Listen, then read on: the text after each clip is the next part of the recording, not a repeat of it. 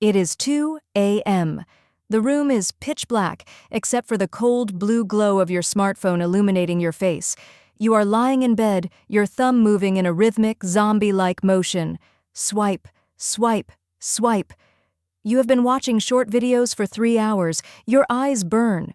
You know, logically, that you should be asleep. You know you have a massive exam coming up, or a project deadline looming over your head, but you cannot stop. You are locked in a loop. Now, pause that image. Compare that feeling to the last time you sat down at your desk and opened a textbook. Within 5 minutes, what happened? Did you feel a sudden, crushing wave of exhaustion? Did your brain suddenly act like you were asking it to free solo climb Mount Everest without a rope? Did you find yourself staring at the same sentence for 10 minutes, absorbing absolutely nothing? If this sounds familiar, I have some good news for you. You are not lazy, you are not broken, and you are definitely not stupid. You are simply fighting a biological mismatch. 130. Part 1. The biological mismatch. To fix this, we need to look under the hood of your biology. Your brain actually loves learning. Humans are designed to seek information. It is how we survived for thousands of years. The problem isn't your capacity to focus. The problem is the environment in which you are trying to learn. Specifically, your internal chemical reward system, your dopamine receptors, has been completely miscalibrated. We often hear about dopamine as the pleasure molecule, but that is a misunderstanding. Dopamine isn't about pleasure, it is about craving. It is the molecule of motivation. And it is the chemical that screams, "Do that again." In our modern world, we are drowning in what neuroscientists call cheap dopamine. Think about your phone. Social media, video games, shocking headlines, junk food. These are high-stimulation triggers. The cost to get them? Zero effort. The result? Immediate fireworks in your brain. When you scroll through TikTok or Instagram, you are playing a slot machine. Every swipe is a gamble. Will it be a funny joke? A cute cat? A shocking news story? That unpredictability releases massive spikes of dopamine. 0300, the effort-to-reward ratio. Now, look at studying. Studying offers what we call expensive dopamine. The source? Reading dense text, memorizing formulas, solving complex problems. The cost? High cognitive effort. The result? Delayed gratification. The reward for studying, getting an A, graduating, getting a job, is weeks, months, or even years away. Your brain is an efficiency machine. It is constantly ranking activities based on a simple calculation, the effort-to-reward ratio. When it compares the two, the math is simple. Scrolling equals zero effort and high reward. That is top priority.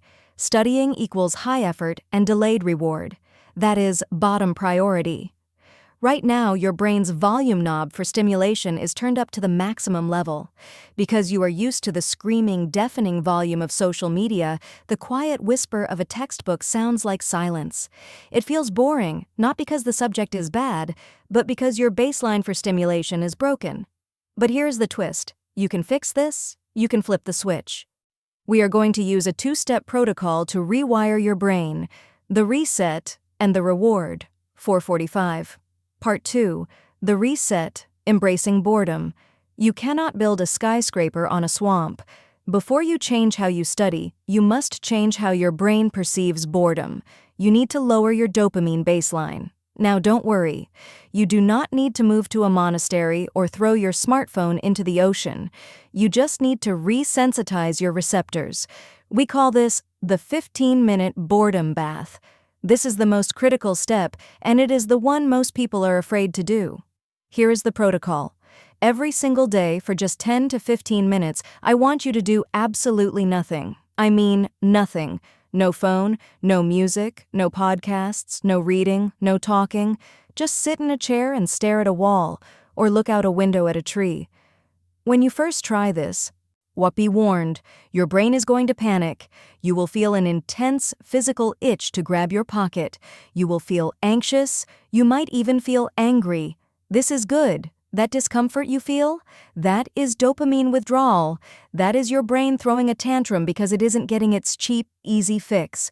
But if you stick with this for just 7 days, something magical happens. By depriving your brain of constant hyperstimulation, it begins to lower its threshold for what it considers interesting. Suddenly, sunlight looks a little brighter. A quiet room feels peaceful instead of suffocating. And most importantly, reading a single paragraph of dense text starts to feel stimulating again. You are turning the volume knob down so that the quiet activity of studying can finally be heard. Turn 645. Part 3. The reward, gamifying the process. Once you have lowered the baseline, we move to step 2, the reward. We need to make studying feel addictive. To do this, we have to inject dopamine during the learning process, not just after the exam is over. Here are 5 specific techniques used by top learners to hijack their reward systems. Strategy number 1, the micro-win. Your brain loves progress, but it hates vagueness. Do not write down Study Chapter 3 on your to-do list. That is too big. The reward is too far away. Instead, break it down into tiny, checkable boxes. Read page 1. Check. Define 3 terms. Check. Draw 1 diagram. Check. Every time you physically check a box, your brain releases a small hit of dopamine. You are creating a trail of breadcrumbs that keeps you moving forward. Strategy number 2. The 25-minute sprint. Your brain panics at the idea of a marathon, but it thinks it can handle a sprint. Use the Pomodoro technique, but be strict about it. Set a timer for exactly 25 minutes. When you know the pain has a definite end time, your mental resistance drops. Your brain says, okay, I can focus for 25 minutes. This is infinitely better than 4 hours of distracted half-studying. Strategy number 3, the teacher effect. Passive reading is the quickest way to kill motivation. It is boring because you aren't creating anything. The fix?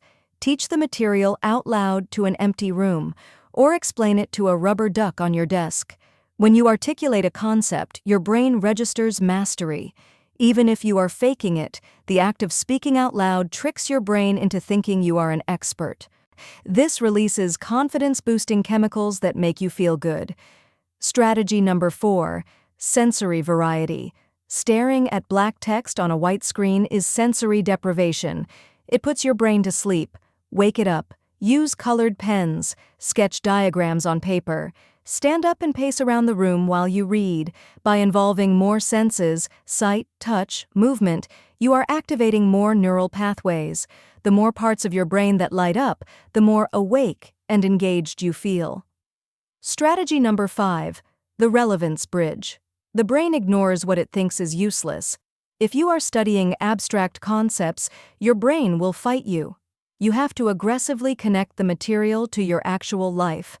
Studying statistics?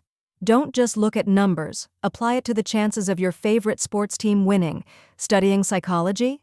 I use it to analyze your friend's toxic relationship. The moment information becomes relevant to your survival, your social status, or your interests, your brain labels it as high priority. 9:30. Part 4. The ultimate mindset shift.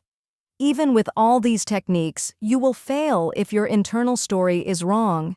Most students operate from a place of obligation. I have to do this. I need to pass this test. Obligation is a stress response. It triggers cortisol, which physically inhibits your ability to learn. You must shift to curiosity. I wonder how this works. Why does this happen? Try the cliffhanger trick. Treat your textbook like a mystery novel. Before you read a section, ask yourself a question you genuinely want the answer to. Instead of saying, I have to read about photosynthesis, think, wait, how exactly do plants eat sunlight? That sounds like magic.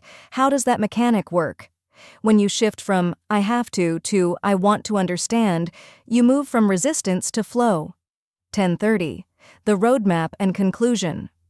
This is not a quick fix. You are rewriting neural pathways that have been reinforced for years. So here is your 30-day roadmap. Week 1 is the detox.